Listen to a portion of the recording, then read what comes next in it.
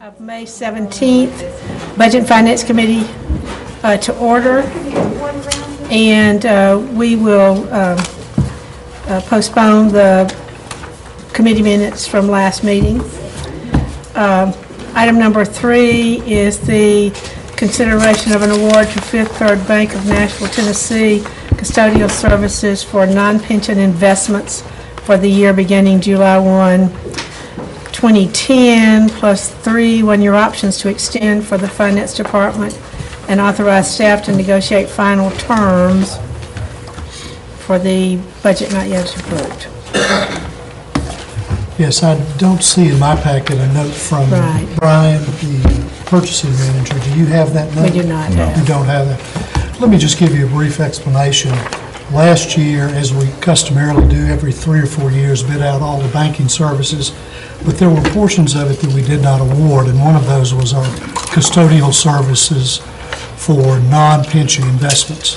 That's the, if you will, the fund balance, the reserves that we have invested when they're idle, and those are the funds that we use for cash flow purposes before the property tax and sales tax comes in during the year.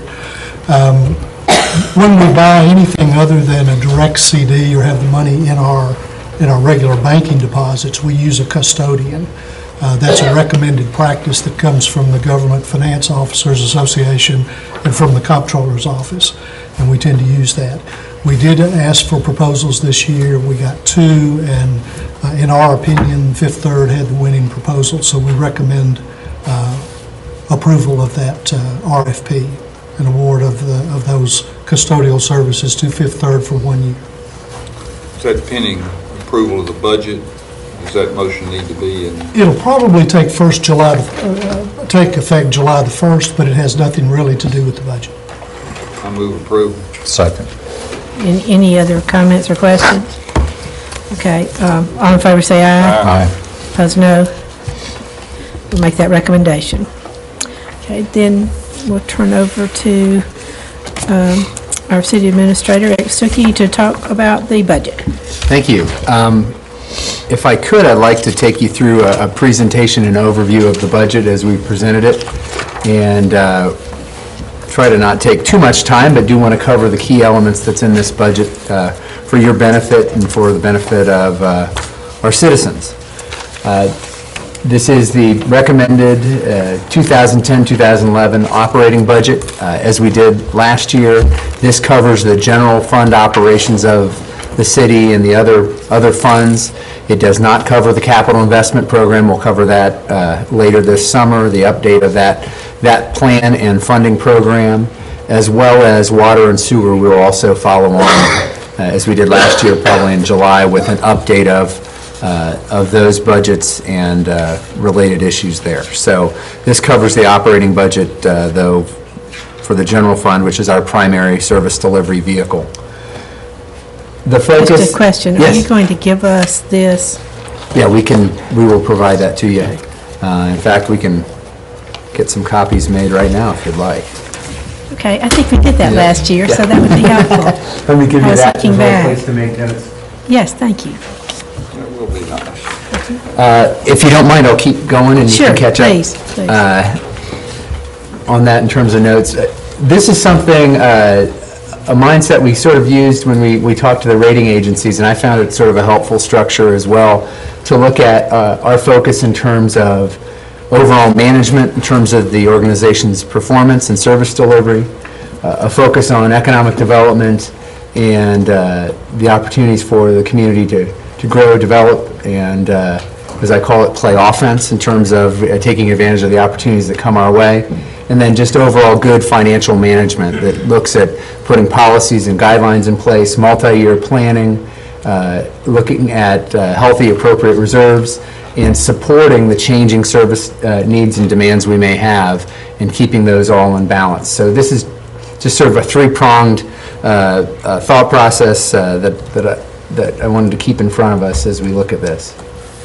Looking at the overall budget and the bottom line overview, we've got a total all operating funds budget, and again excluding water and sewer, of just under $70 million. That is a 2% decrease from the current year level. And then when you turn to the general fund, which is our primary operating fund, we're just a little bit above $50 million, and that's an increase, or decrease, excuse me, of 6.9%. When you look at the 3 budget reductions we've undertaken since the beginning of 2 years ago, the 2008-2009 fiscal year, which included the mid-year adjustments we made last year, the current budget we're operating under now, and now this newly proposed budget, that's a total reduction of 15% from where we were 2 years ago at $59.1 million and where we are today just slightly above $50 million. This is a structurally balanced budget, and all essential service levels are maintained. The next couple charts just shows you an overview of the all funds budgets and how they have changed year to year, looking at current budget versus the new budget. And it's a little hard to see that top portion, which is our debt service component. You see the relative shares that have changed. Debt service has grown. You also see that the street aid has decreased, and you see the general fund has decreased. Most of the other bands look roughly the same, and that's our decrease down to just under $70 million in that 2% reduction. The next chart just shows the percentage share, the relative share within the total of each of those. So each adding up to 100%, what's the relative share of each of those funds within the grand total. And then this tracks the consistent change that we've had in each of the last 3 years, looking at all funds and looking at the general fund. And again, from 2 years ago, a 15% reduction from the current budget, almost a 7% reduction in the general fund. Now, the general fund highlights, in addition to what we've talked about in terms of the total dollar numbers, we are, again, structurally balanced with ongoing revenues and expenses matching. We're in compliance with the board's policies and remain significantly above in terms of the reserves that we achieve, both at the end of this current year and at the end of the projected budget year that we're working on. There are no layoffs, and we are recommending a general salary increase for our employees at mid-year of the fiscal year, which happens to be the first of the new year, calendar year, which would be around January 1, 2011. And this would mark the first increase for our employees in 30 months if we do this.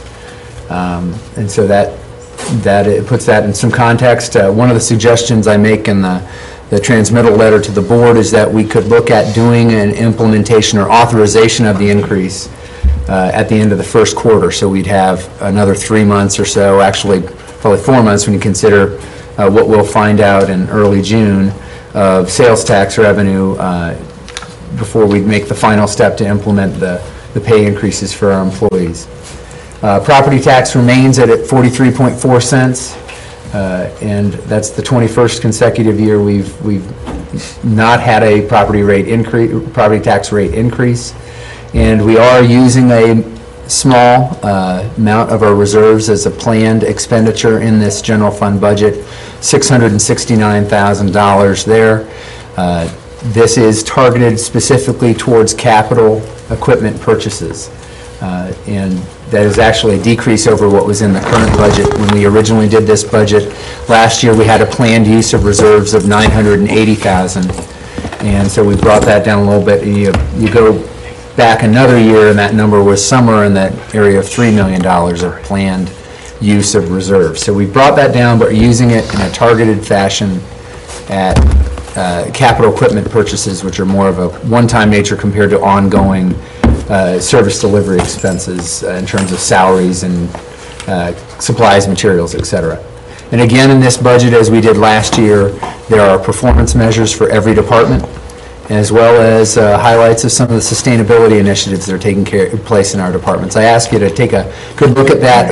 We've moved that up a good step or two from what we used last year. Last year was the first time out of the box, and we've had a work group that Monique McCullough and Candace Cannell have headed up over the last year, where departments have worked together to look at opportunities to improve those performance measures. And so I think you'll see some substantial increases there in terms of the quality of what we're doing, and we'll continue to work on that, with the idea being we want to give our citizens an idea of what is delivered for the budget.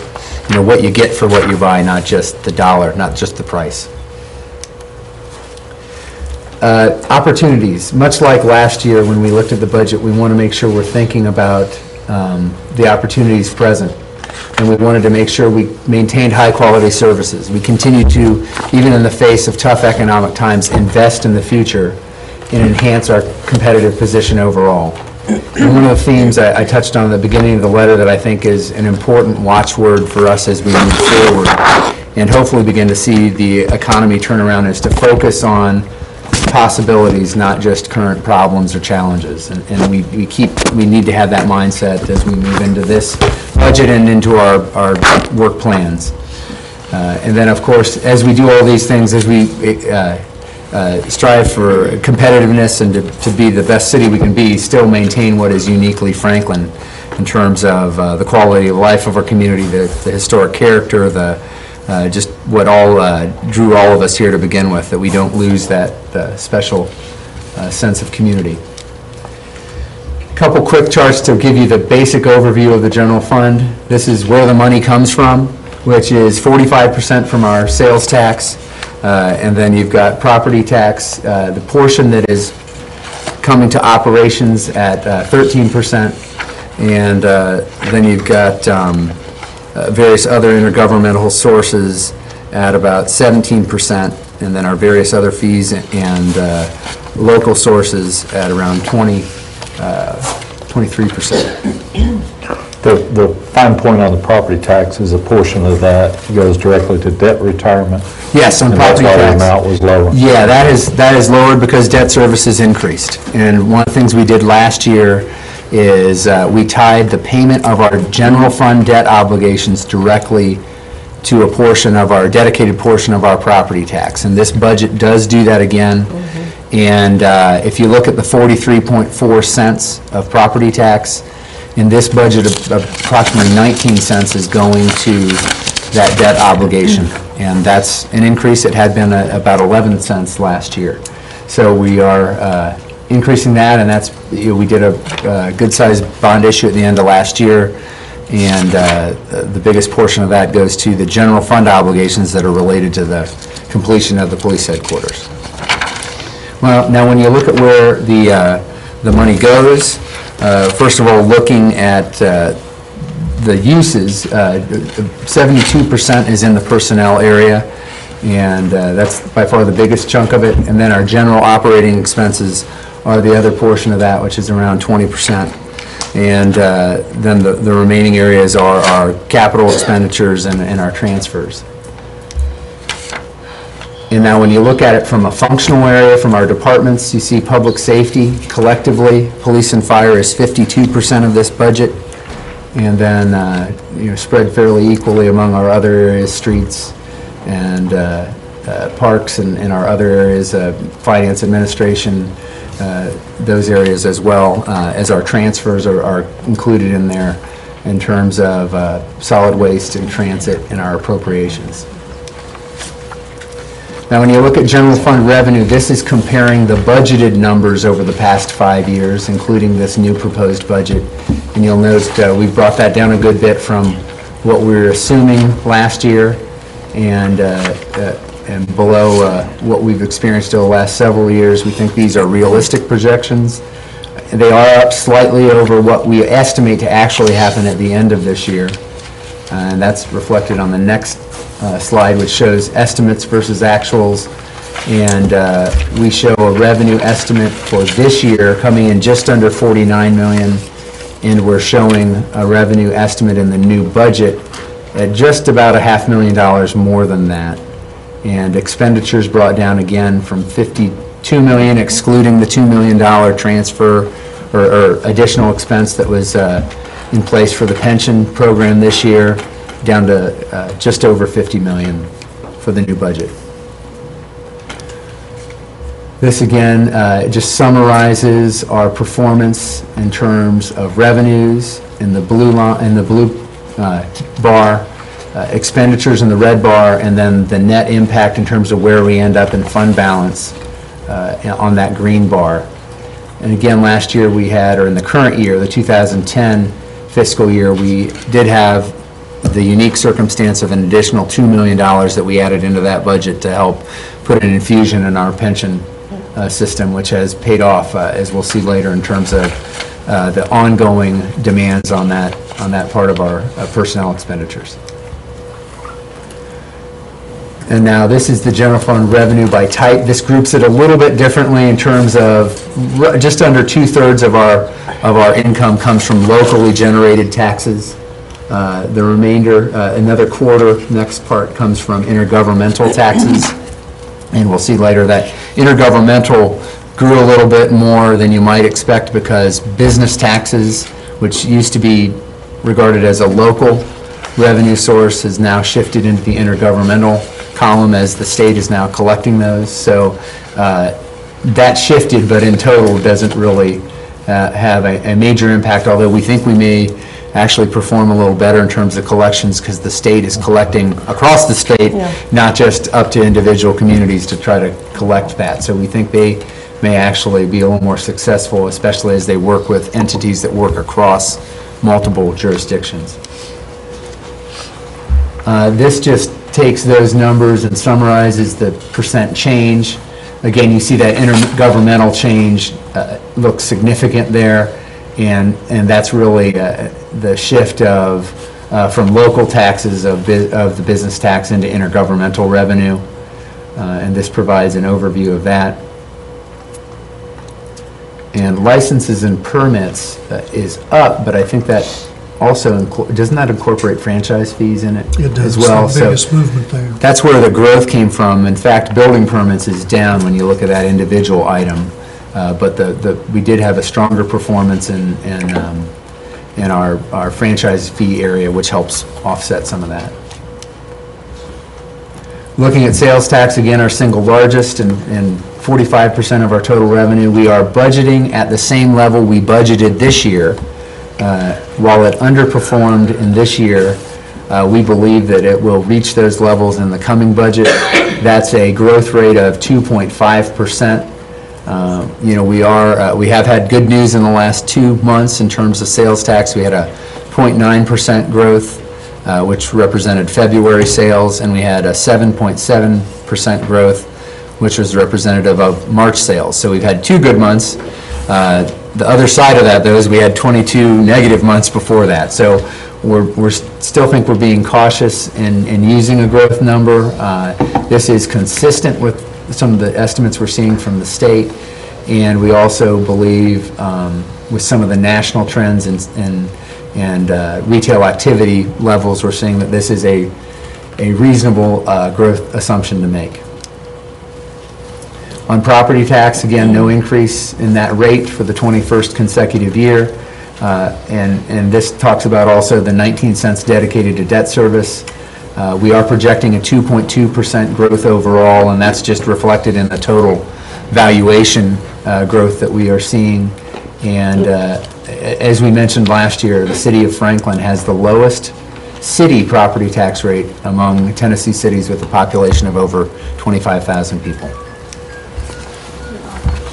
Property tax collections, again, it shows the growth of 2%. We break out about $6.6 million that goes to operations in the general fund and $5.3 million that goes towards debt service. So you just see that steady climb in property tax, which is one of the attractions. That's why the bond agencies like to see you use, bond rating agencies like to see you use that for your debt obligations because it's a pretty dependable, kind of slow but consistent growth in terms of a revenue source there.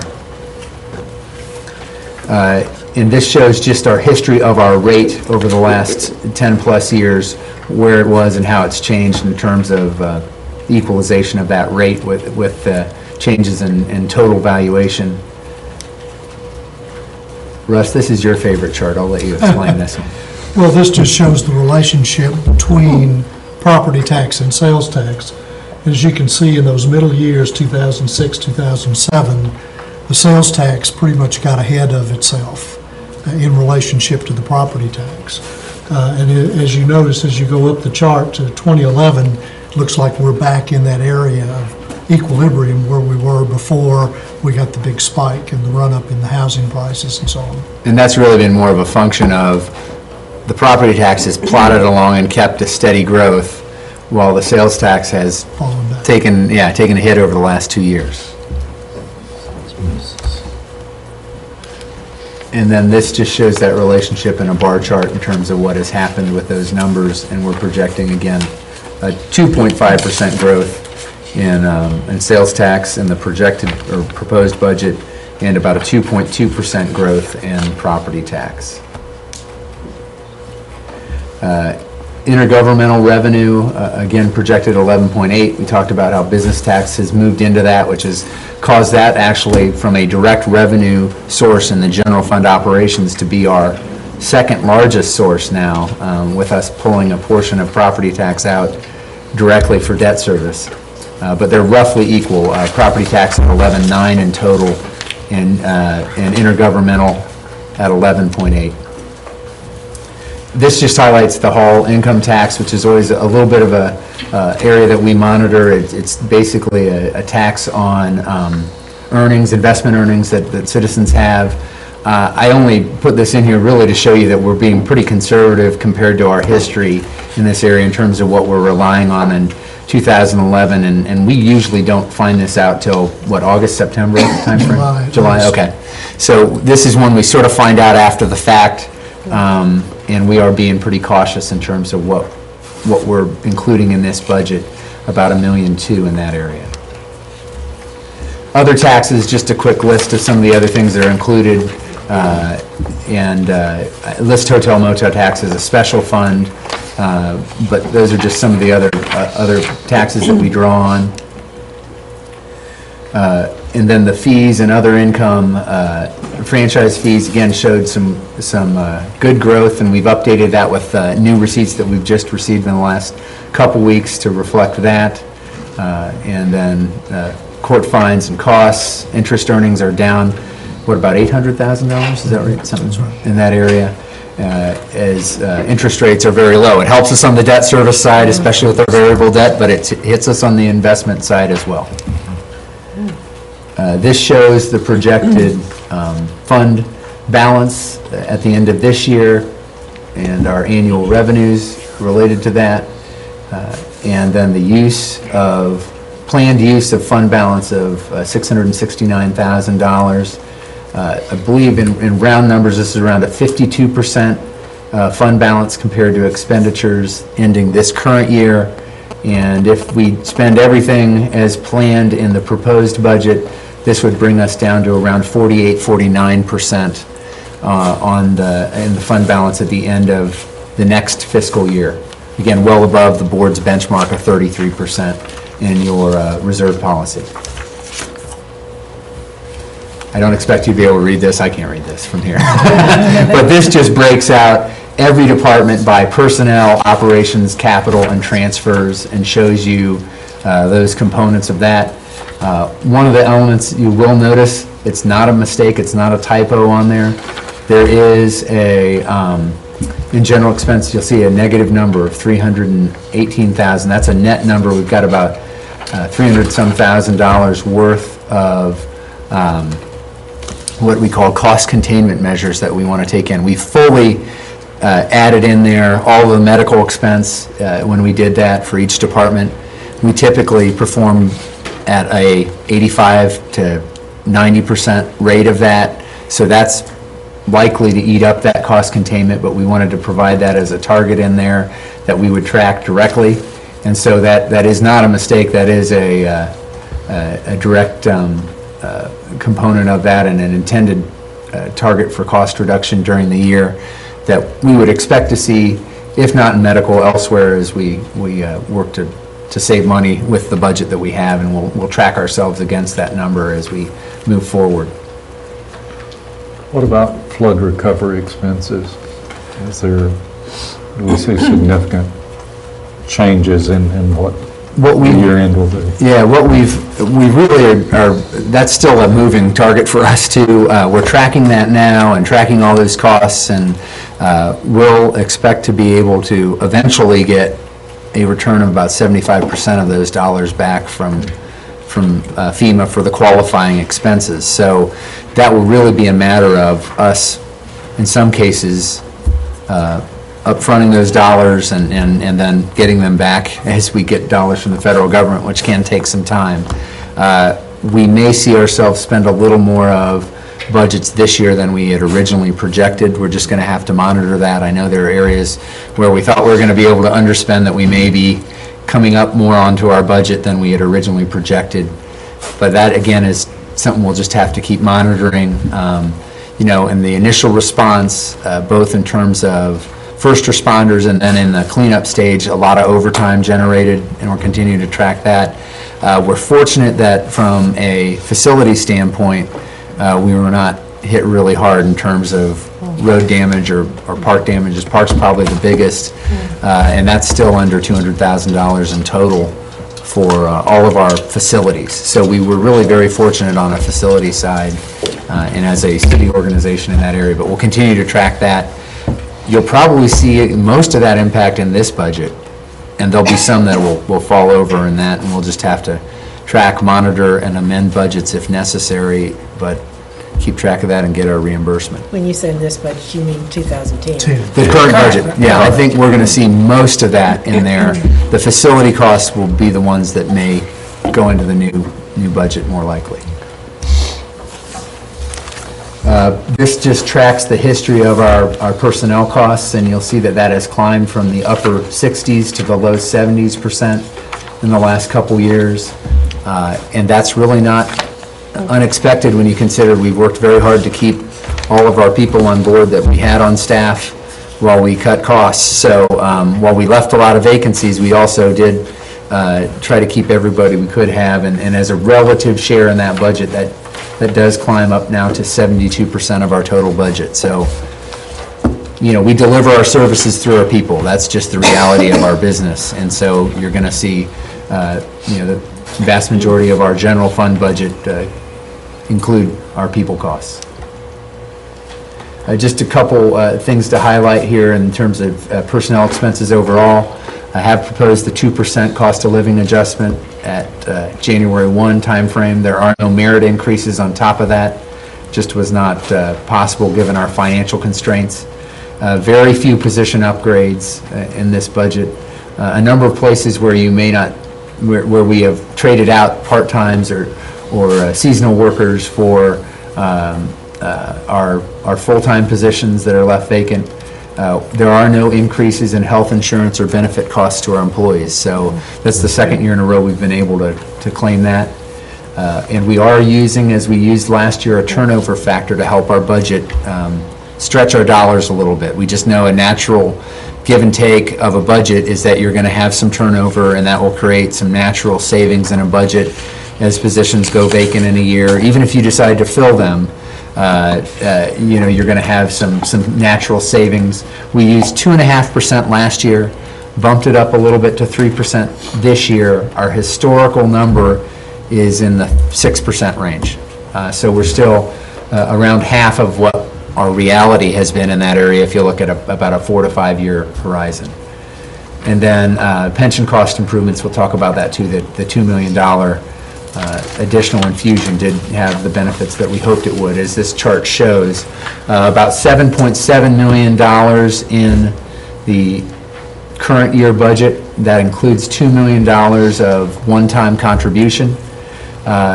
I think it's interesting to compare the proposed 2011 year to 2009, which is at 6.4. So if you look at those two to compare to one another, we're a little over $1 million better off on an annual year-to-year contribution basis. So the $2 million did help stabilize that more and bolster it, and it also did have an annual positive impact in terms of reducing the requirements there. We originally estimated around $300,000 when we put it in. It appears to be around $400,000 the way it's worked out now, with some overall positive traction in the markets overall, and we think we hit it at a pretty good time in terms of not hitting it at the very lowest point, but fairly close, and got the pretty good amount of the benefit of the run-up in the market over the last 12 months. So that will continue to be an item that we monitor. We have frozen the pension right now for new entrants, and we'll be coming back to you in the next month or so to talk about where we go and what the pension looks like for new employees that we hire. And again, that we would maintain the status quo for our existing employees. Well, the new employees are told what for pension, that they'll get at least the state rate? Yeah, we're saying we're at least going to be as competitive as the state, and in fact, the resolution you passed specifically Right. mentions that we would... Keep it at that level. Yeah, that level or Yeah, better. minimal. Yeah, Okay. so that gives them at least a floor, and we can, we haven't hired a whole lot of folks since then, so that will help us, especially folks that are full-time that are eligible for pension. This is just our debt service, general obligation debt service, tracking over the years to come, and you'll note that that steady decrease in the out years as debt drops off. Provided we don't spend any more. Yeah, that's right. That doesn't assume you're going to add any. And this does include things supported by property tax, road impact fees, solid waste, hotel motel. So it rolls in more than actually just general fund supported. It's all general obligation. And then this just tracks our appropriations to other outside agencies that we support. You'll see the steady decline there, and again, a 6% decline overall to all outside agencies this year compared to last year. Felt we were doing it with our departments, we needed to do the same with our outside agencies. Other general fund initiatives that are just kind of tucked away in that budget, but I thought were worth highlighting. We are installing new emergency sirens in 2 areas of the city, in West Haven, where they currently do not have an outdoor warning siren, and on the eastern portion of Cool Springs near the Marriott Hotel. Those are 2 new sirens to the system, and then we are moving an existing siren from near the factory over to Eddy Lane. Just in looking at the coverage and the overlap, feel that that's going to provide better, improved coverage there.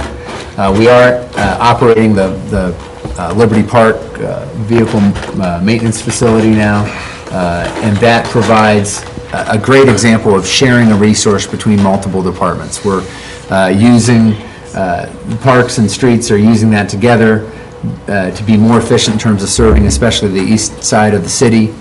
Saves us time and money in terms of previous work that had to go and time that had to be spent going back to central facilities, and think that's just an improvement overall. The proposed budget does include a capital equipment investment of $170,000 for the purchase of a infrared truck for street repair. You may remember this committee had that presented to them by Streets Department, and it really does promise to save a lot of time and money in terms of our repair and enhance the quality of street repairs. So we think that will be a good improvement, and one of those areas that just, even in a tight budget, really was worthy of doing, because it will help improve our services overall and be better in terms of the use of resources in making street repairs.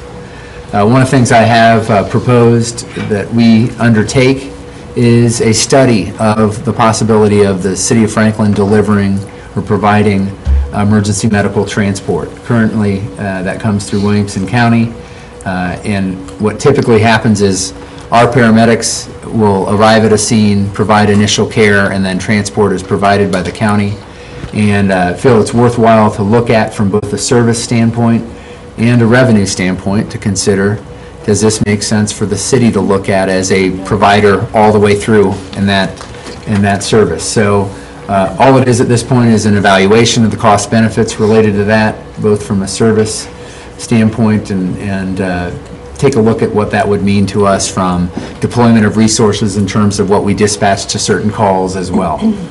Let me ask a Yes. question about that. Do we get paid for our service? We don't now. Reimbursement? We don't currently. You get insurance reimbursement for the transport service. So that is an option to look at that may generate some revenue for the city potentially, and we just want to look at the whole picture. Absolutely. The other item that we will actually bring to you in more detail at your next work session is the opportunity to consider a self-insured retention approach to workers' compensation. This is similar to what we do in medical insurance, where we basically go self-insured and then have an insurance attachment point at a high level to really guard against a worst-case scenario. So this is really something that came together working with TML, and they suggested to us, based on our success rate with loss ratios, that we would be an ideal candidate to look at self-insurance. And just looking back at previous years' results, there's some potential for significant savings in that area. You're managing that risk, but we think there's an upside to gain from our success in managing that risk.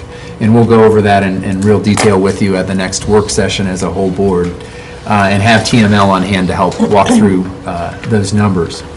But again, this budget is not built with an assumption of savings from doing that. So you're not, put in a position where the budget gets further out of whack if you're not comfortable with that approach. It is built on a status quo assumption as it relates to workers' compensation insurance. So, just to be clear on that, but it is something I really think we need to look at as an organization, and we can talk about that more fully in next week. This is just sort of a summary of all the other revenue funds and items that we work with. I'm just going to highlight a couple in the next two slides.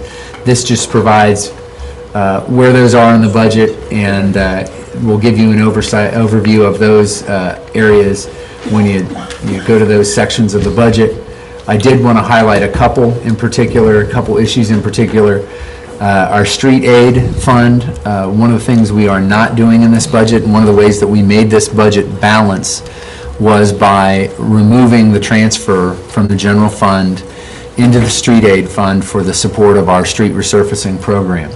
That was between $800,000 and $900,000 in this current budget in terms of what we estimate we will use.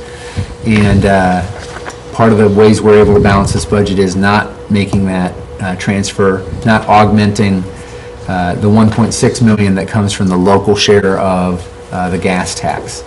So we would just be working with what the gas tax generates for our resurfacing program in this year. What we will do is prioritize streets based on that, with the most heavily used streets are arterials that we're responsible for, taking precedent over more neighborhood streets. And one of the things we may want to have a discussion with you as a board about is what some levels of expectation might be, how we might divide up arterials from neighborhood streets, and what maybe a rotation that might make sense in general for those streets would be. One of the things we do have now that we didn't have a year ago is a street schedule that reflects a resurfacing program. Our streets department built a 12-year cycle, which takes somewhere around $3 to $3.2 million to support per year.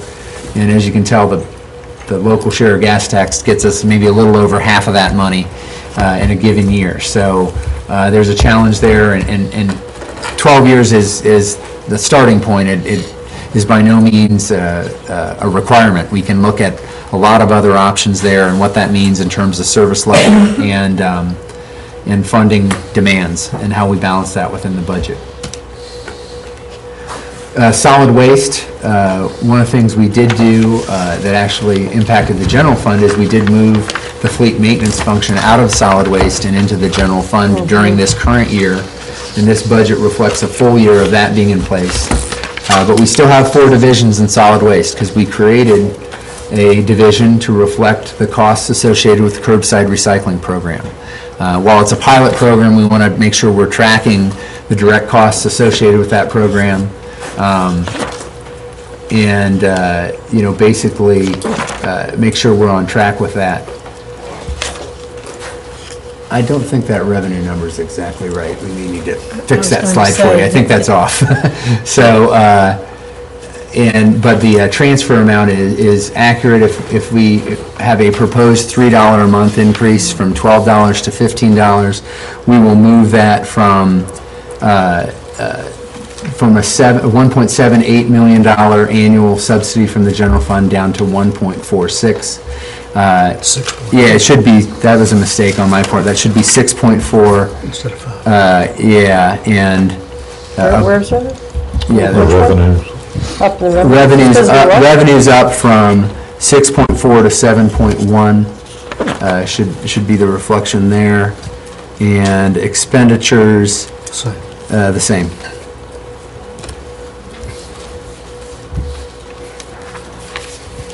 And then just a summary of the budget overall, meeting our budget goals and objectives despite continued economic challenges. Budgeted expenditures within that general fund are down 6.9% year to year and 15% over 2 years. Revenues continue to be flat or very slow in terms of growth, and that remains to be a challenge for us, but we have found ways to live within those means. Sales tax dependency continues to be an issue for us as we are very dependent on one revenue source alone. There is a small but targeted draw on our general fund balance for capital expenditures to help this budget work, and our reserves at the end of the year are far above our policy levels. And that really concludes the overview of the budget. I know I didn't capture everything, but wanted to give you just the overview, especially of the general fund and where we are and some of the issues within it. And are glad to open up and go wherever you want to go in terms of discussion and how we use the next day or 2 or 3 in terms of your time to review and get comfortable with this budget, and then move this onto the full board for review and discussion next week and in the month of June to adopt it at our June 22nd board meeting for final adoption. So there will be 3 readings and 3 votes, the last meeting in May, and the 2 meetings in June would get us through a process with public hearing set for the second reading on June 8th. Well, first of all, I'd like to say that I know you've done an awful lot of work on getting the expenditures to match what we think a realistic picture of our revenues. And saying that that's been cut by 15% over 2 years is indicates how difficult, no doubt, that has been.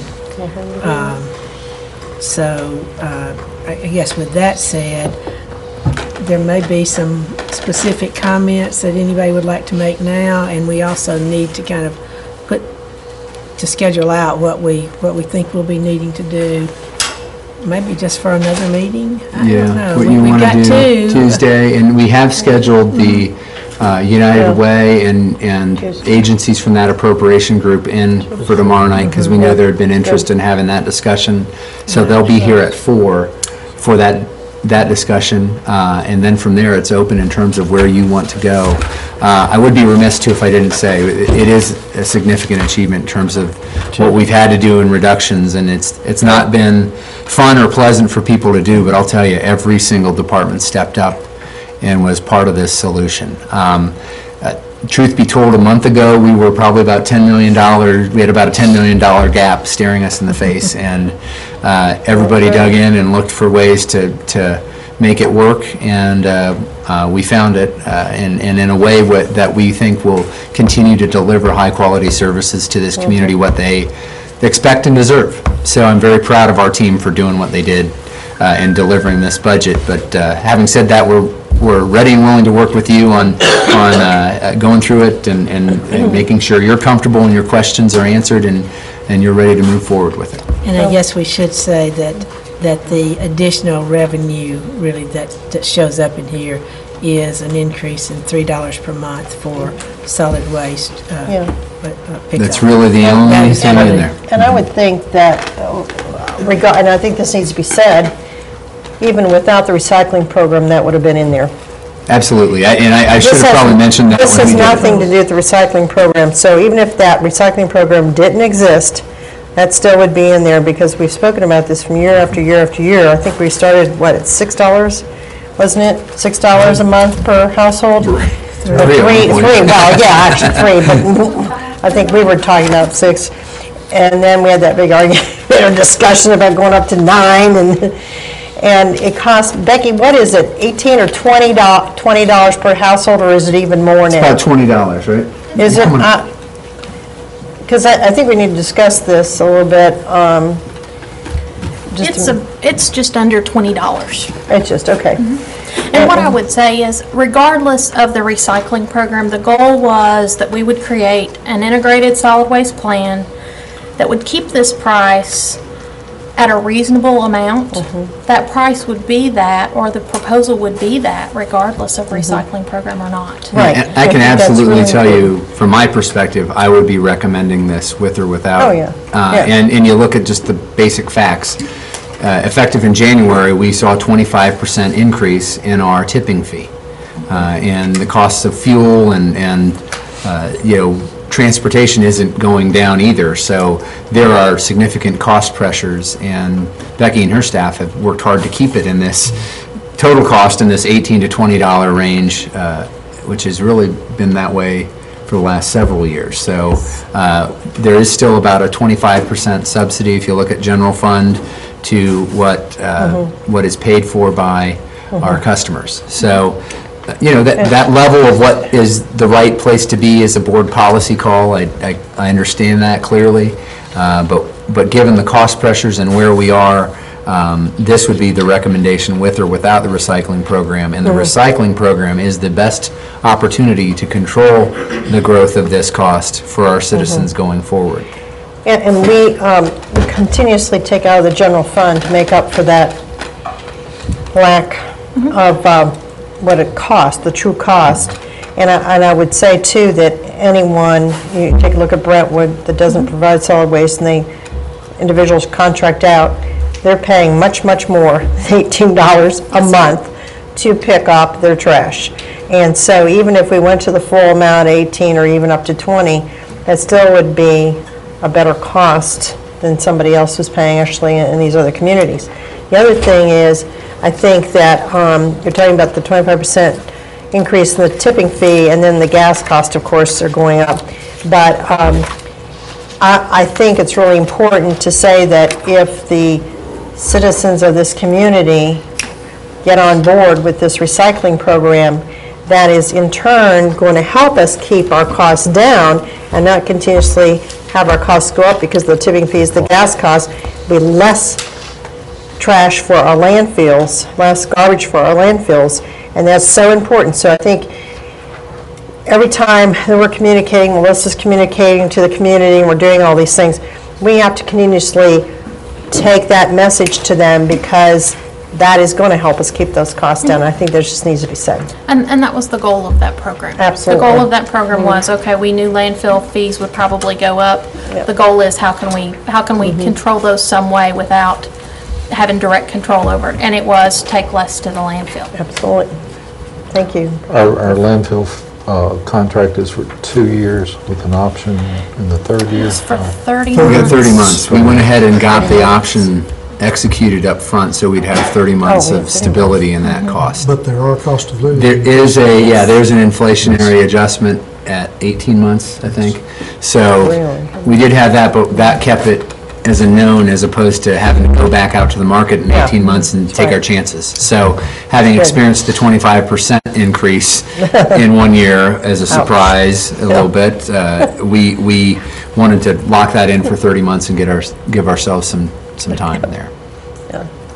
One thing I will say is that even though Brentwood and other surrounding cities pay more, they don't get the service that we give here in the city. Absolutely. The number of services that we give. They have to find someone different to haul white goods, someone different to haul brush, someone different to do their And recycling. you don't need to look much further than what we just experienced with the Exactly. flood and the storm. Exactly what I was going to We were say. picking up on May 3rd. That's right. There were many other communities that didn't start pickup till May 10th, Just May recently. 11th, you know, Just and recently. May 12th, just now, And you it know. wasn't just 5 days a week either. It was Yeah. every single day, and so we It's hard have, to be committed we have to that that. capability to respond to that need You're right, because yeah. we control that resource directly and Yeah. and have the people and the equipment to do Yeah. it.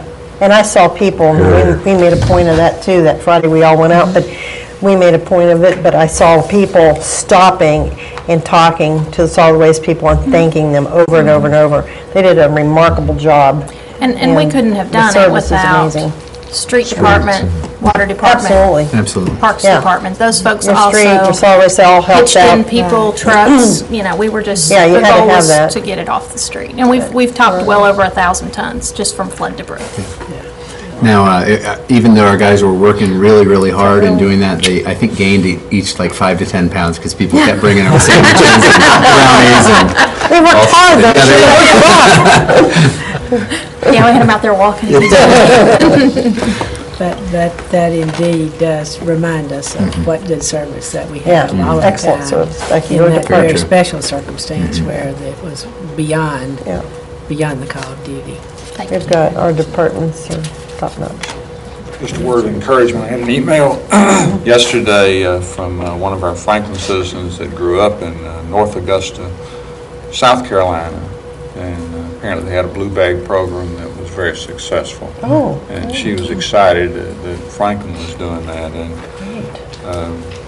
I'd like to comment about, I don't know where you found the time to create this budget during the disaster. Oh, yes. But thank you for all the departments for how much work went into it when I know you were already burning the midnight oil many, many hours. I guess one of my real concerns going forward is this state street aid on our streets. And the way gasoline is taxed, it's not an escalating percent. I mean, it doesn't go up as the price of gas goes up. And so we're kind of locked in, it looks like forever as far as that amount. So I don't know whether if the state is exploring more modern interpretations of that, or whether we need to be looking at other ways, because, the streets, we can't let bad streets get out. We need to keep them up. And hopefully this infrared truck that is going to be of some help. But I don't know how we study that, or if we can study it or start discussing it with our state officials to look at that.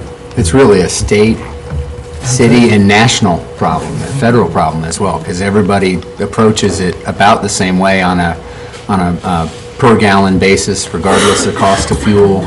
And in fact, as fuel costs rise, then people actually purchase less gas, drive less, Well, and there you go. that then That cycles back. it hurts you on the revenue side as well. So it is a systematic problem in terms of it generating what it needs to support the roadway networks we have. And so that's something we need to think about and how we do that. And we've got a challenge, and it's probably not going to create a measurable problem this next year. But if we continue in this situation 3, 4, 5 years from now, it might start to add up, and those conditions build on themselves as you're not able to address them. So that is something we need to look at and think about how we deal with that. Well, whether it's encourage changing some of the laws, or whether we have to look at options on our side to make sure our streets are. You got to look at both. I mean, we don't know what other folks are going to do outside of our, all we can control is our local piece. We can advocate for things beyond us, but we really need to look at both. But really, last year was the first time, as I understand it, we've ever had a schedule. Yes. In terms of looking at the city as a whole and thinking about putting things on the schedule, because, as I've said before, I lived in a subdivision for 25 years, and it had never been resurfaced. And I was saying, I think the one that I lived in for 15 years before that maybe was resurfaced once while we were living there. So if you think about within 40 years, that there had been 2 resurfacing that I know about, places where I lived. So obviously, the ideal situation would be to continue the pattern that we were setting this past year, whenever we had a great deal of general fund revenue infused into it. That may not be possible in the long run, but at least we've got a handle on it, and we can see what may be possible and be effective also. You know, and I do know that even though they set up the cycle kind of, I think they said they would be looking every year to see if indeed those streets that were cycling up would need it, or whether they could, you know, would be okay to wait another year or two. But I do think in the long run, it's going to be, as is stated, not only our local problem, but for many other people. And of course, oil closing at $70 a barrel today, I'm sure is an aberration, and we cannot count on that. That's right. Well, I guess the moral of that story is that don't move in your neighborhood because the streets aren't going to get paved. Well, if you want to get that eventually, move there. Well, no, I bet that others were not any better. That's what I'm trying to say. Yeah. I don't think that they were thinking that these, you know, were exceptions. I think that they were the rule. I guess. I doubt if many had been resurfaced more often than that. It's nice to have a road map now. Yeah, we've got, right. literally have our arms didn't around have it now. that, We yeah. know how they fit with one another, and then you can build it based on funding, and we can Right. show you options based on funding levels and differentiation between more heavily used roads and more of a neighborhood nature roads and how those fit. Well, I was just going to say, and everything is listed now. So Right. things won't fall through the cracks, which is another good part of putting that together. Go ahead. I was just going to say, the other thing about the reserve funds that we're taking, what, 600 and some odd dollars, 600 and some thousand? I'm glad to see that they were for capital outlay rather than O&M, because I would definitely be voting no on that if that was the case. But thank you for doing that, and keeping it capital, and appreciate that. And I appreciate the fact that y'all work so hard to keep our employees intact with their benefits. And I do appreciate also this economy. For a number of years, we haven't expected any raises or anything, and our employees are exceptional. They've worked very hard, and I know it's really important.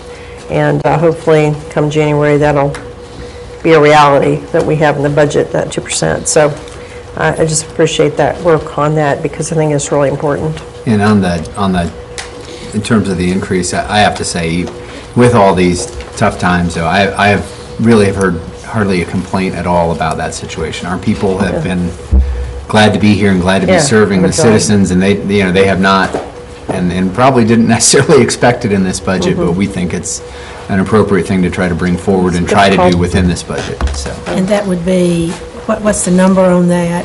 Now, I think it would just be for half a year. It would be half a year. And so, It would cost, 2% would cost us about $300,000. So, and yeah. and hopefully by that time, we may see our sales tax increase, you know, We we'll be, well, we really won't be, but in the first quarter, though, we'll really be only knowing how the end of the 2010 fiscal year ended, won't we? We'll know if we're trending up or not. We'll know if We'll know we're our trending trend. up. That's We'll have a good better way- handle on the That's a trend. good way to say Yeah. it. Notice how we're trending up. And I think if we saw 5 or 6 months of overall positive trend, would get us in a lot more comfortable position. Right, and I think that is really an important aspect, because for the last couple of years, we've been thinking things had to trend up because they had been down so much, but in fact, they did not. It didn't For until the- 2 months ago. That's right, for the last 2 years. So I really appreciate the idea of just kind of going from a base level, and then if we have some good news, then we can use that additional revenue.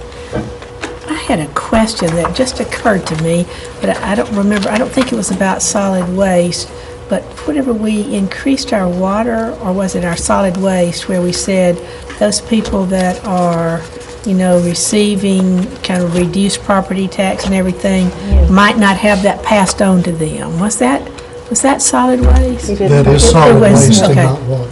It's Right, solid right, waste. okay. It's at $3, is that right? So they will still stay at Three, their, it's at 3, isn't it? Frozen at 3. at Frozen at 3, for those people that qualify for the reduced property tax rate. Well, that's good to know. That's good to know. So what is the plan now? We're just going to hold all of our other questions till tomorrow night? Well, you maybe? know, we've got some time now. I don't, Yeah. if we want to. questions, it's good. We can go ahead and some of get that. started on some of them if you'd like. And then tomorrow, though, we know that we will talk about the appropriations, the appropriations for basically non-government expenses. But if there's some others, you know, it's just 5 o'clock, so. Shame to have a And meeting if we, later. and if we can't answer them tonight, we'll work to be able to answer them tomorrow if there's something. I was looking at some of the listings, and one of the things I remembered was the completion of the Wi-Fi. Where are we on that? What percentage of completion? Are we able to utilize that, or?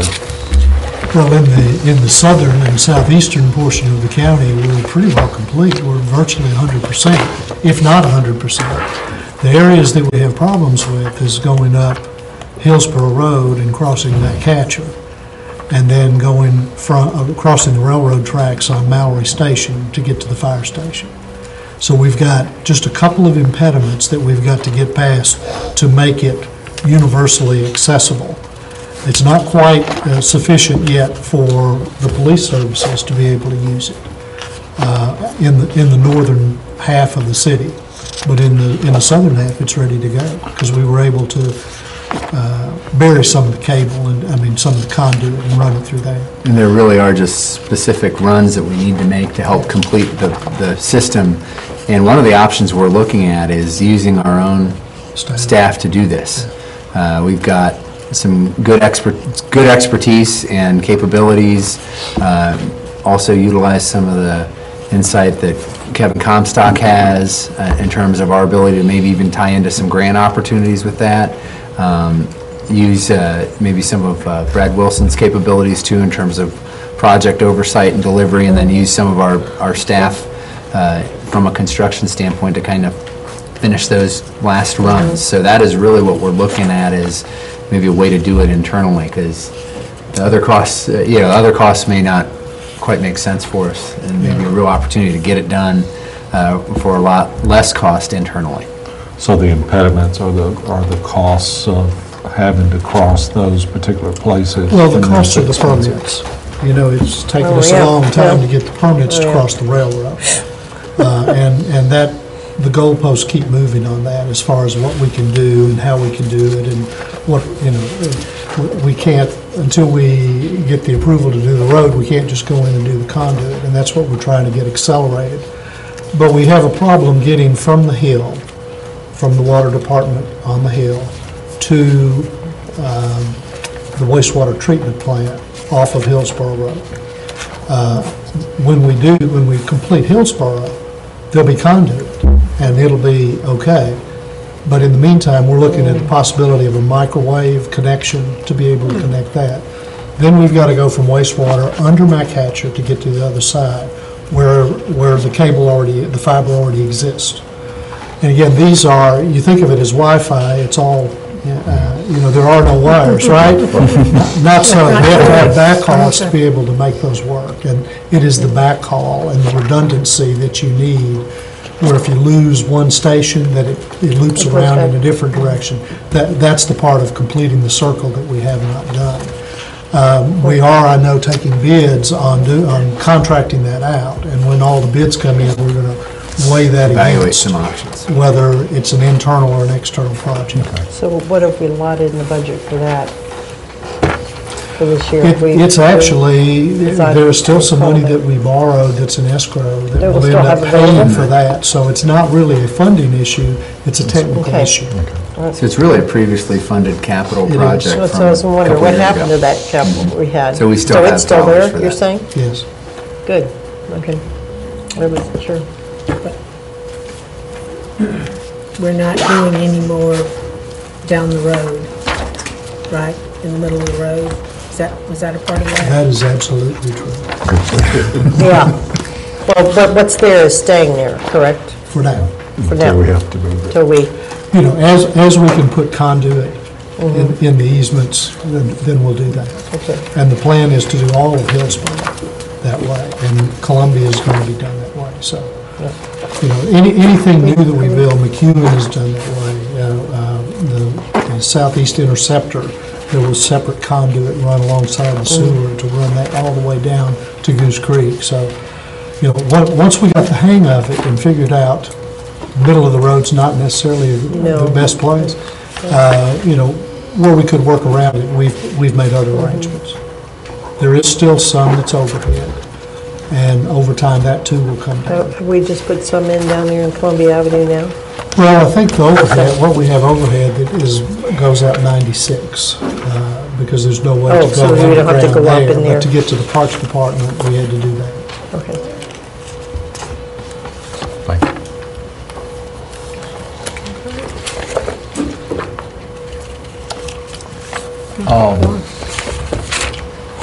I know we touched on what our options are if our road impact fees that we need to help pay for what we allocated for the police department. Can you expand that a little bit? Sure. It was about perhaps 3 months ago when this committee met that we talked about roughly a $3 million deficit in that account. In the facilities tax. In the facilities tax. And it's a separate fund that's generated from construction impact fees, with the idea that growth will pay for the new police stations and fire stations and parks and solid waste equipment that is necessary for that growth. We elected to spend a considerable amount of that money, the amount that was allowable on the police station. And we went from a $3 million positive balance to a $3 million negative balance in the process of doing that. That was not our anticipated plan. The deficit occurred because construction pretty well stopped in its tracks and has been that way for the last essentially 24 months. You know, we're forecasting based on what is in the pipeline, what planning and codes tells us is in the work process now, and an assumption of 150 individual homes being built in the next 12 months, which we think is a fairly conservative estimate, somewhere in the neighborhood of $2 million coming in. So we're going to bring that balance down below $1 million. What the auditors recommended to us when we had a conversation with them was that if that balance is going to be there for a while, and it's a large balance, that we create in essence an IOU between a promissory note between the general fund and that facilities tax fund in order to document that transfer between funds. Because in a perfect world, everybody would be in the black at the end, on June 30th. At the end of every year, yeah. But obviously, from time to time, that does not happen. You know, it happens every year with our CDBG grant, for example, because we always spend the money, and because you have to spend the money before you reimburse, so there's always lagging revenues. But as long as we know those are going to be there, and as long as we know that we'll receive them within 60 days of the end of the year, that's not a problem. It's only when you go beyond that. So I think what we need to do is take a look on June 30th, when we get the last of the facilities tax in for this year, and we look at what the estimate is for next year, see if there's been any changes in the pipeline projects, and see if we have a reasonable estimate that we're going to bring that amount down to zero within the next fiscal year. If we don't do that, then I think we follow the auditor's advice, and we simply create a note between the two funds, that's an interest-bearing note, if you will, that makes that fund whole. And there are no other expenses planned for the facilities tax in this year, and this budget has zero in there. So whatever revenue we get in this year goes to eliminate that deficit. Good, good. Good. Well, let's talk about the road impact fees, though, because Yeah. they're a different, That's a they're a different different baby right now. I gave you the good news, That's that's right. on the facilities tax. The concerns that I would have on the road impact fee is that if we do not see those pipeline projects materialize, and if we don't see some strength in construction going forward, we've placed a pretty heavy burden on the road impact fee in terms of paying the debt service on all of these road projects that we're attempting to undertake. Now, again, this is, to some extent, some baggage that you, the board, have inherited, in that we're still paying on debt service on Baker's Bridge and Cool Springs Extended and some of the things that were done in 95 and 98 issues, and they may have been refunded somewhere along the way, but in essence, you're still paying off some of the things that were done in the past. They were done that way as the road projects that we're undertaking now because it's pretty well a known fact that there was going to be growth in the Cool Springs area. And the extension, most of what we've added to, frankly, to the road impact fee burden has been from Carruthers. Carruthers between the hospital and Liberty, and then a big chunk between Liberty and McEwen. And the part of the money from McEwen going on out east towards Liberty Park is also included in that bond issue. So what you're seeing reflected in those road impact fee debt service payments is really the growth on the east side. And inevitably, that property will be developed. We just don't know when. And that's the concern that we have. If the timing is skewed much later than what we've seen in the last 24 months, that will become a problem. The problem will be that, like the facilities tax fund, you'll have to borrow from the general fund reserves until that activity does take place. So there are reserves that could be tapped into, but it will restrict what else you can do with those reserves that are in the general fund. Well, and unlike the facilities tax, which we have not budgeted any expenditures for, we will be borrowing more money, and the road impact fees would be eligible to repay the debt service on that, and that is not at zero. That's correct. So, on facilities taxes, we're moving in a good direction in the sense that we're not spending anything else, and we're just focusing on paying back. Right. As we see a lot of people and other government agencies trying to do right now. But on the road impact fees, we're talking about continuing expenses. Ongoing obligations. Ongoing obligations, yes. And that's something that we need to look at whenever we do get to the CIP again. Absolutely. And I must tell you, it's extremely difficult for us to make any kind of a reasonable forecast on that, because so much of it is project-driven. Despite the fact that we've had the ups and downs in the sales tax, and you've seen how steady the property tax is, all of those revenues are relatively stable compared to the construction and development business. They're very much up and down. And whenever you and I were talking today about what we call I guess they're called here the growth taxes, about the permits and how they have just gone from a projection a couple of years ago of $3 million down to, I'm saying $500,000, that's probably not right, but something like that. Building permits is 400,000. That's right, okay, so building permits down from literally 3 million down to this. But I didn't count in the facilities tax and the road impact fees that are also with that, or included in that, whatever I was talking about. Because really, in terms of actual dollars, we have reduced as much on building permits as we have on sales tax in actual dollars. I mean, that's another 2 million plus. Right. Just the way sales tax is 2 million plus. The sales tax is much more of a headline number Well, yeah, when you're talking $20-something million. Because it's such a critical part of our revenues. The one thing I would mention to you to keep it in perspective, though, is there are probably 90% of the cities in Tennessee that don't have those impact fees, so they don't worry about it. That's true. Good point. The nice thing is that we had the wisdom 20 years ago to create those, because those have paid for many of the roads and fire stations. And again, 7 million Right. of the new police station, because growth was there and we were able to tap into those fees. So as we're concerned about them and worried about them dropping, we're equally glad that they're there.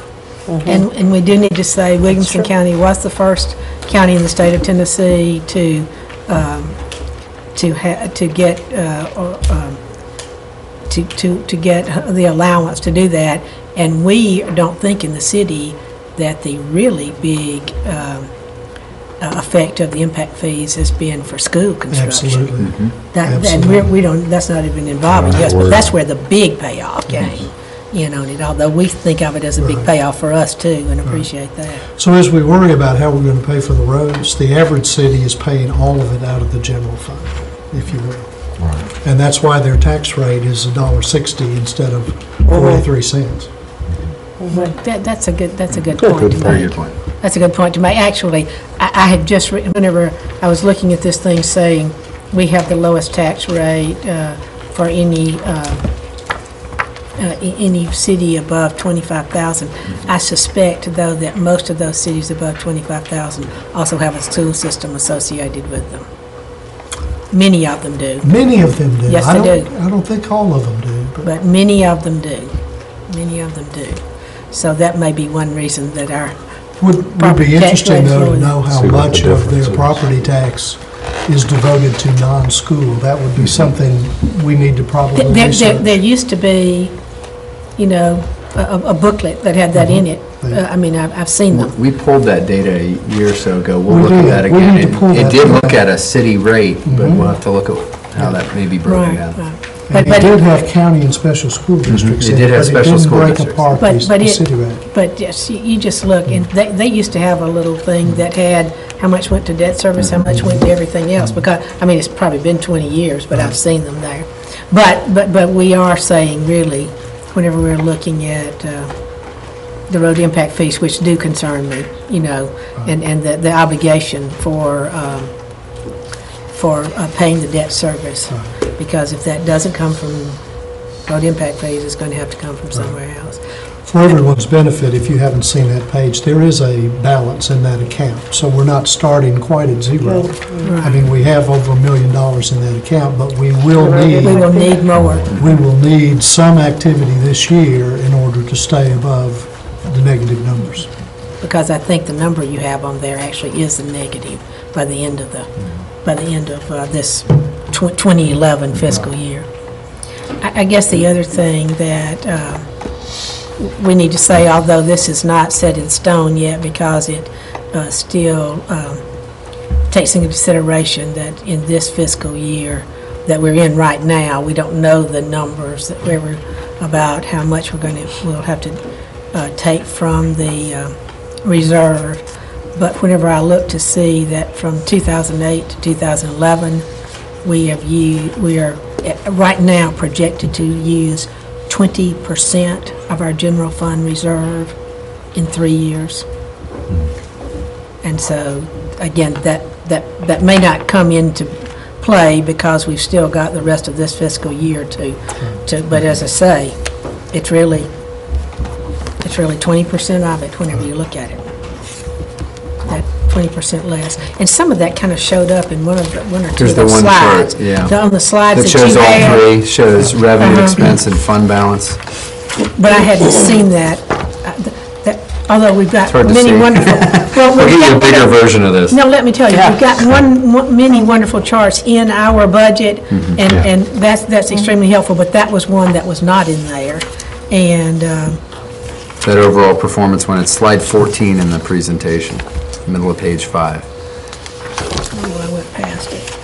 But at any rate, that one would be a good one. Send us this. I'll email that to On everybody, email, thank so you you, can, because some of us were having a hard time looking at it. I was included in that. Okay, good. I was watching. I realize I'm gonna See have, my eye doctor. I'm gonna have to sit looking back waving that on way from now on because going over here is These further. glasses don't touch What it. about some other things, some other specifics though? I mean, we I got kind a of got off question on on. the police. Jackie's here. On page On the 106 in our book, Thank you. 106. the general fund there, and then under capital, equipment and everything.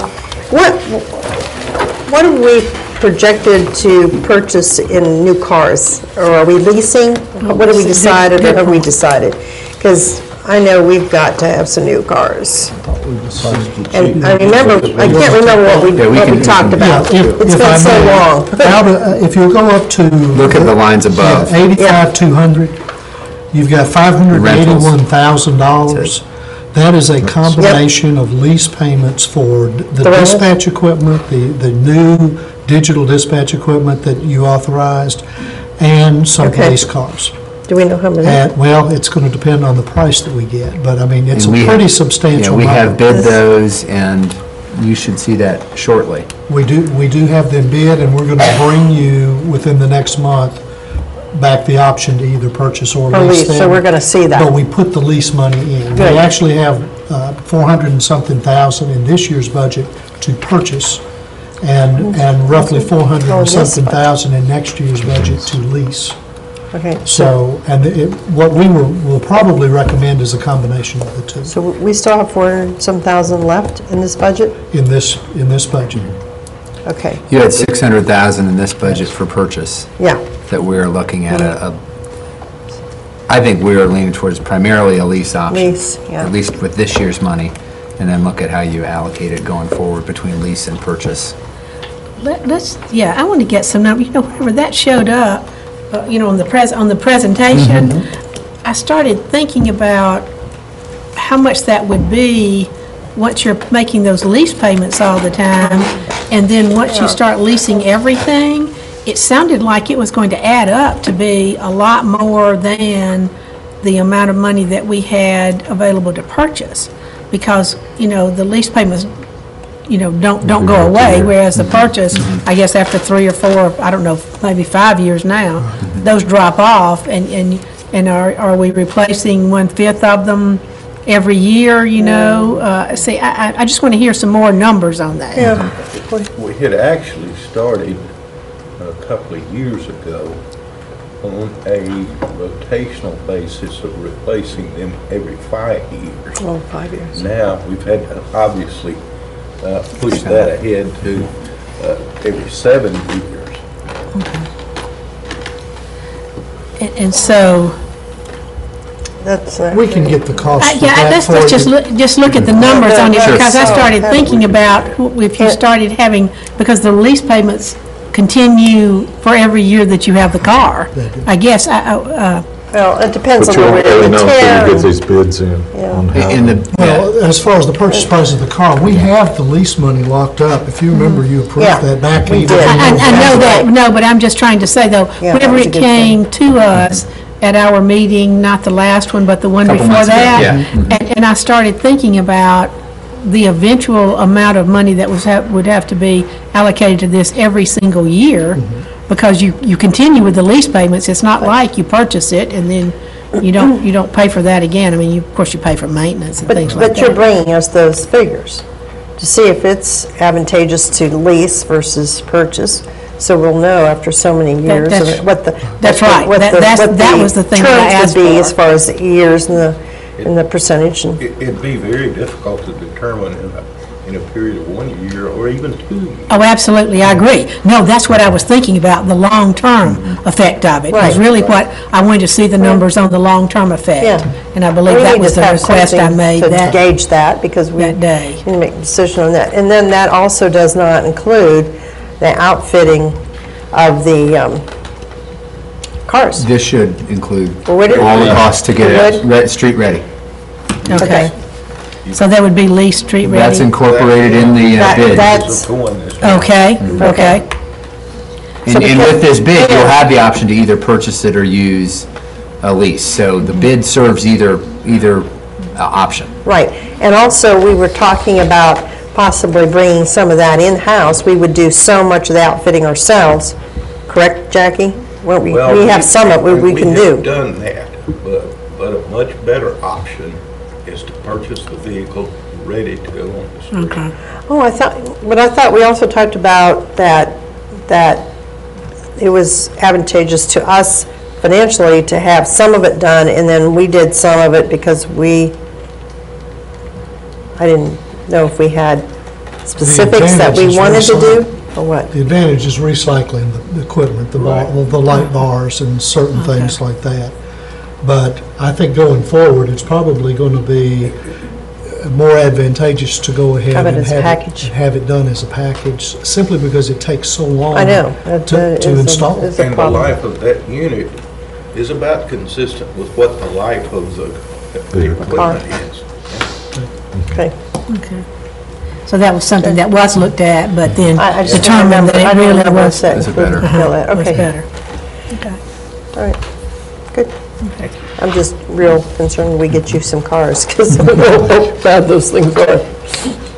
Some of them are Well, you know, at one point, really rough. whenever we were having to cut back a couple of years ago, one of the cutbacks was that we wouldn't purchase basically anything in terms of vehicles, and really, you know, I thought at the time that really wasn't a cut. It was just postponing it. Right. It was just postponing. And I'll tell you, the reductions we've taken in the last two budgets in capital equipment are in that category across the organization. Yeah. There are a number of places we have deferred, and we can only do that so long. So, that's the word of warning I think we included last year, and I would include again this year, is one of the ways we made the budget work too is we've been very limited in what we've done in capital equipment, and you can only do that so long. We overall have been in a good position with a lot of our equipment, not a great position, but a good position. And so we've been able to extend the lives of some of our equipment, but we can only do that so long, I guess I would say. There will be times where we're going to have to move forward and buy equipment, and hopefully the things we think can make it through the next year do. But we'll have to keep an eye on that. But you hope that the current economic circumstances are not going to last, and that, but even though I'm very hopeful, especially after seeing that sales tax improvement that we just got information about, that was really March, is that right? It may not be the whopper that we have had in other years, or in even the other 2 or 3 year periods. And so the reality that we will have to live on reduced from what we were expecting maybe 3 or 4 years ago as our plane of service, or not service, a plane of expenditures is probably still going to take a while to get to where we were looking for it that next year, I don't want Yes, to sir. monopolize in case somebody else has another question, but Go I have a ahead. question Go on ahead, page 88, General Fund Communications. I just don't recall, it's been a while, so I have to refresh my memory on some of these things. But under 82300, notices, subscription, and publicity, we went from 3,800 way up to 21,900. I had that circle too. I had that circle too. I can't remember, I know we We were shifted talking a about number of expenses that had been in administration into communications.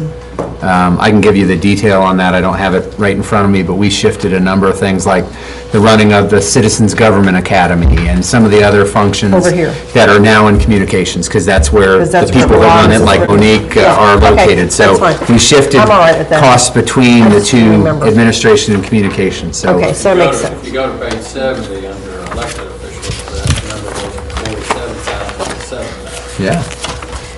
But Page what? Page But I 7? was being reminded that also means we don't have an election. That's your election. The Yeah. biggest chunk of that is your election cost. Yeah, that's a huge reason. Yeah, wait till next year. Yeah, that's right. And 2012. Bev, in that same area though, in administration, we went down about 16. Where are we? What page? Look at page 75. In that same area, it went down from about 55,000 to 38,000. So that roughly equates to that change. But we did shift some things around, various line items to go into that area. Okay. Because you'll look at an overall, I think, around 8 to 9% reduction in Yeah. administration. And some of that is the shifting of costs into this area to more accurately reflect Sure, I got it. the activity. Yeah, that makes sense. Got it.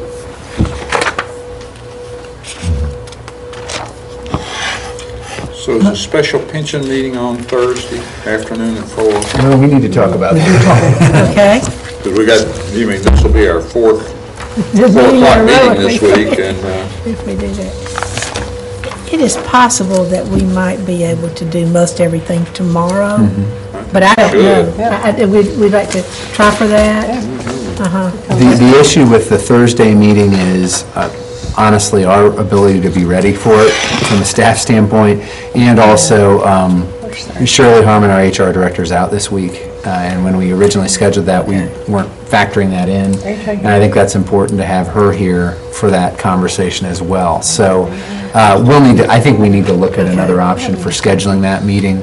I'm sorry to delay that, but No, but we're I- just juggling a lot of things, and I think that's one of them we need to give ourselves a little more time to make sure we give you the right information to consider it.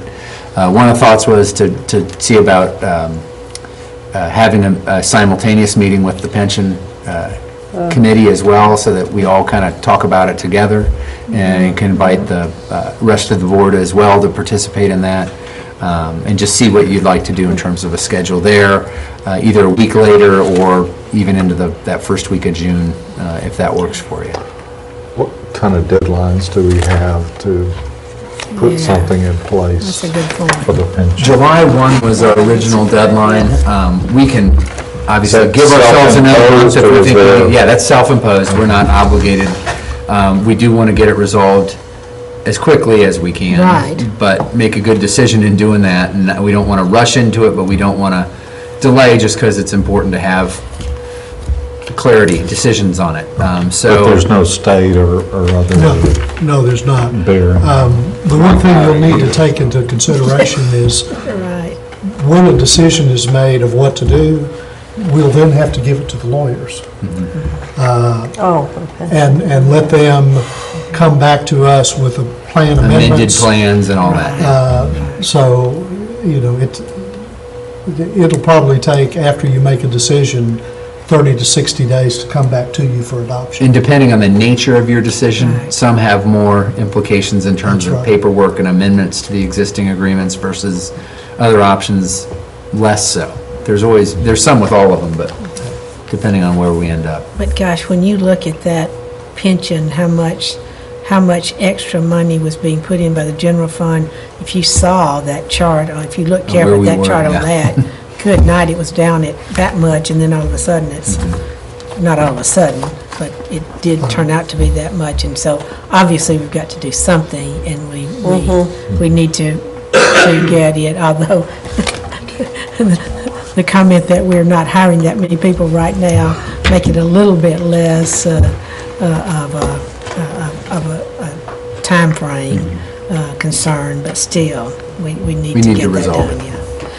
I hadn't even thought about, and this is for that meeting later on, but if you got into the state, that would just be for new hires, right? Right. You'd still have to. We'd continue a pension program for our all the existing people up to employees. this time. Okay. Because I was thinking, you surely wouldn't have to pay into them to take over anything. No. Okay. I think we would have to offer to existing employees the opportunity to join the state plan. But I don't think, nor does TCRS think that there would be any takers on it. Right. So much richer for here in the city. Okay, but that's just one of the things that. That's one of your occur to me. options. But so really our number 6 reminder of special work session for pension issues, you're just going to get back to the board as a whole about a timeframe? Would you suggest that's a special work session with the whole board? Or Pension?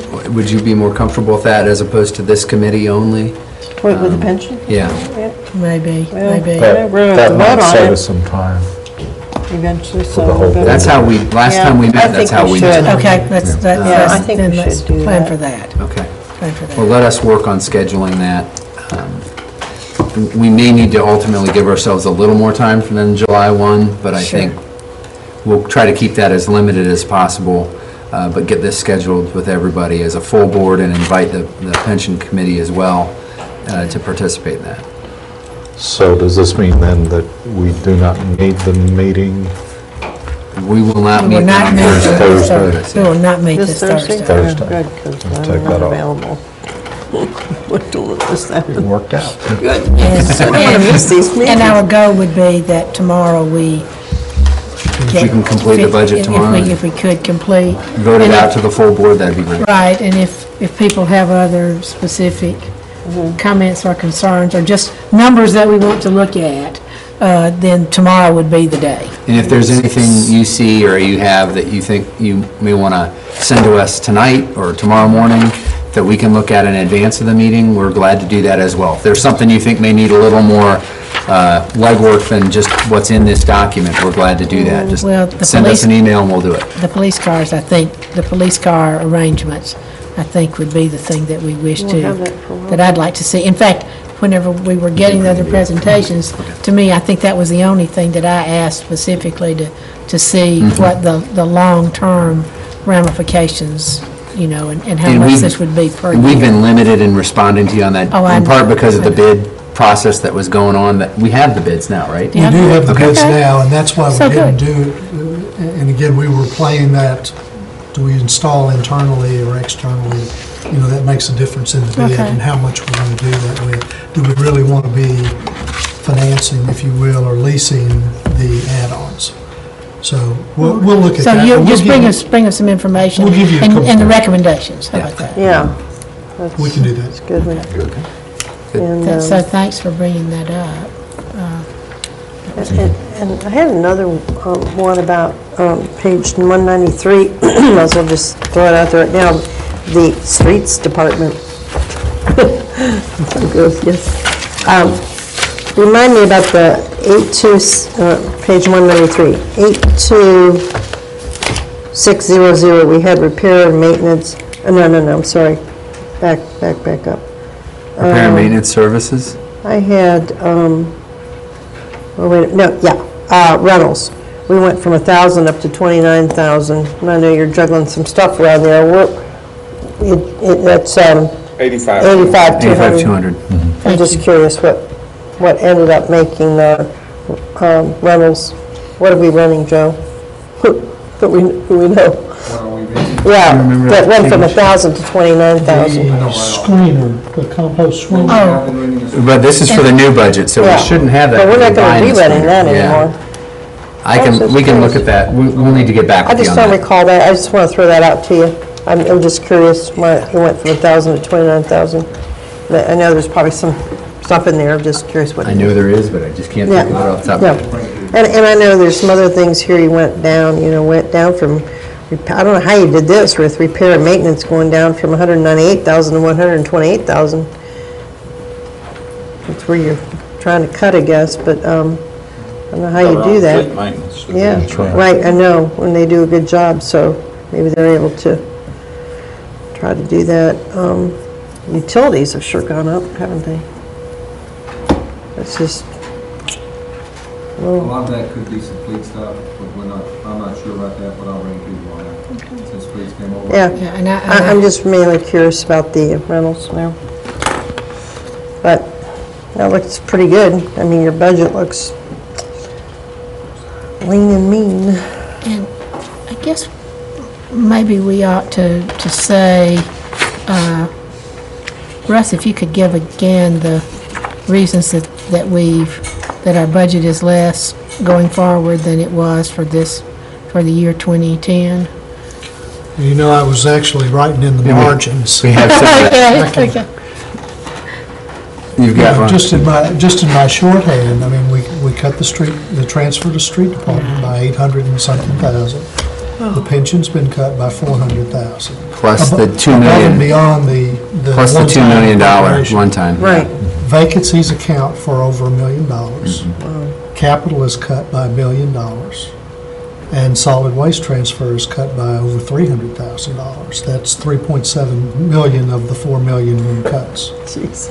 And the rest of it is blood out of a Nickels turnip. and dimes everywhere. Small things that we're Exactly. looking at. They're all bleeding out there. Tourniquets. It's out of, Actually, whittling office supplies and. Yeah, Odds and ends Yeah, everywhere. so we've cut. chalkboards, We've cut- erasable We've cut chalkboards. non-essential training, we've cut pretty much anything Well- that wasn't nailed down. You can do some in-house training, and also, we've got webinars and things. We're using that a lot more. We really that- are. We're using and I think- conference equipment now, so. Yeah, and I think people are making those more available, because I know people Right. cannot budget for travel, and they are doing, and there's some great webinars available that I think some of these, I think you need to This really can do. consider that the way that we're getting by and delivering the services with all these Oh, it's amazing. vacancies is because you have invested in capital equipment and software and programs and training in prior years, and we're starting to see the benefits of that in some Yeah. ways. Again, we spent money to build the parks maintenance facility that's at Liberty Park. right, That was an expensive building. That was not an inexpensive building. But we now, Joe does not have to travel clear across town with his equipment. He can leave it there Yeah. and start, if he's mowing huge Liberty, savings, yeah. the equipment is basically already there, and it doesn't have to spend an hour in traffic going to its site every day. So it's, savings on fuel, it's Yeah. elimination of lost time, it's Wear better and use of tear, people. everything. There's Got been that right. a lot of that done over the last 2.5 years. I did notice a couple of, maybe 2 or 3 departments where the training, was several $1,000s per person. That's Oh, yeah, that was. in the department. And I was really surprised, I guess, given the economy the way it is now. I know I'm a person who had been fortunate enough to go to a number of good conferences over the years, but I can tell you, people are not doing it I now. think there's Well, more the- than a conference in there. Well, the one thing that we've At done HR. is we continue to pay for those people, like the engineers, and I've got a CPA in my department. We pay for them to get their continuing professional right. education hours, which is customary, and that gives us the ability to both keep and attract other professional people like that. So if you see the small departments, and I think particularly planning, finance, engineering, And you're legal. going to have a high cost per person. That doesn't mean everybody's going, but there's a minimum, I think it's 40 hours that they have to get every 2 years to do that. And, we try to... They don't offer it here in the state of Well, there's one Tennessee? like- Typically not. Oh, that's surprising to Yeah, me. remember, there's one that I think Shauna was talking about for legal, and I remember you questioning that, Ann, and she said, well, we have to There's do one so many- local and then yeah, there's a one local, and then there's municipal. one that you have to go out for and everything, we have to have those, and they have to be certified, and so those things. I want to say to you, now that you're talking about that, my husband was a city attorney for 20 years. Did he ever go to an out-of-state conference? And I think he was right on top of things, I'd have to say. But I I don't remember believe... Shauna specifically Yeah, talking about yeah. one that they had to do, and it was not offered here, and they had to keep it up. It was required. But still, I'm surprised that there are not things, because as I say, I do remember him going Yeah. to a number of conferences that were not, it's not the part of the TMA, but it is, it's Yeah. it's No, another that piece is to one that. piece of it that That's they do. right. She said there was There's one a very here helpful locally, but there local was network one that of was city like attorneys, but somewhere else. Yeah. there is a municipal, national municipal, But I'm that's also very and so helpful. there's not anything in the state for CPAs? Well, Sure there would have to be. there is some training, but some of it is somewhat, if you will, redundant training. If, for example, Mike Lowe is the CPA in my department. If we send him to the national conference each year, he will get sessions on things that will never be covered at the state conference. Because the state conference is a day and a half, and it's very limited in what it can do. It has to do some basic accounting so that the people from the smaller cities get the basic training. So if you want to do, remember, we do a lot of things other people Yeah. haven't even thought of That's yet. right. But still, So- going every year to a national conference is a real perk, I'm sorry. And not everybody does And that. not, That's no, I'm telling you, And I don't think we are. I don't no, think no, we but do we that. are, we're just talking about. Not- Sending not- one person. Not everyone. Not everyone. No, Sending one but I'm just person to saying, I'm saying I think we sending, should do sending that. people to national conferences every year is a perk. And I don't mean that it's a favor to them. I would I don't not- mean it's a favor to them, but I'm telling you, that is It's something something, that's being eliminated. that's by a right, lot is of being people. But I eliminated would a say, lot of places. I would argue with that, though, because, and I hear what you're saying, Ann, but I would not think that sending one person from your office to a national conference is a perk as much as we have to be on top of things, because you're saying, we do things here that a lot of cities are not doing, and we are at a different level, and we've brought these corporate headquarters in here, we've grown, and we've got an in-house law department now. We have some certain things, and we do, I agree that, I talked to other people that said they have to go to get these things elsewhere because they do spend time on minutia and some other things that were beyond that or whatever. So One of the if we're just things- sending one person, I don't have a problem with that. Well, the critical thing is to monitor what the agenda is, Yeah. what the usefulness is out of each And I'm one. sure you're doing that. And that was something we hit with every department and looking at and are really trying to be measured in that. We've reduced it something like 40% from where it was just a couple years ago. Yeah. And so we are keeping an eye on it, but we're trying to balance it with needing to give our people what they need to be up to date and to come up with ideas that help us save money Save and money. reduce budgets 15% over 2 years. So Help us do there is a trade-off, and we try to strike the right balance, but we do continue to look at what is the right place, right thing to give our people in terms of those opportunities, and there are more and more of them that require less travel. I can speak to my own professional Exactly, what I was association, thinking too. International City County Management Association. Right. I get webinar notices 3 times a week, and they are very, a lot of them are very useful. Right. And we've been able to plug into some of them at a relatively low cost and have 8 staff people sit in it. Yeah. And Very get some good. very good Very good. information sharing from other cities and from other experts.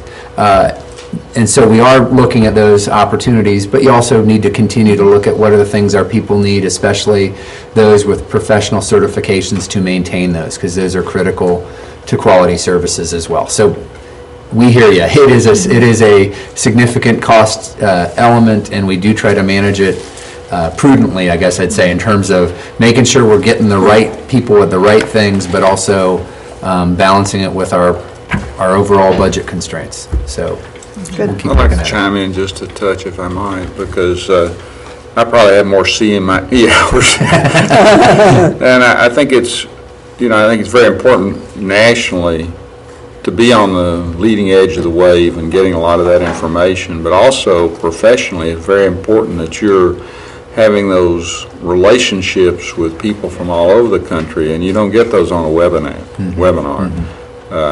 I think that from what I've seen, y'all are doing a great job trying to hold down some of the travel, but I do understand that for you to have certifications, you don't get it at a lot of the state level courses because they just don't have the density of people to be able to present topics, and sometimes are very, very complicated. So I know you're doing a good job, and I'd like to move for adjournment personally. I've got to say one There's a thing. motion on the floor.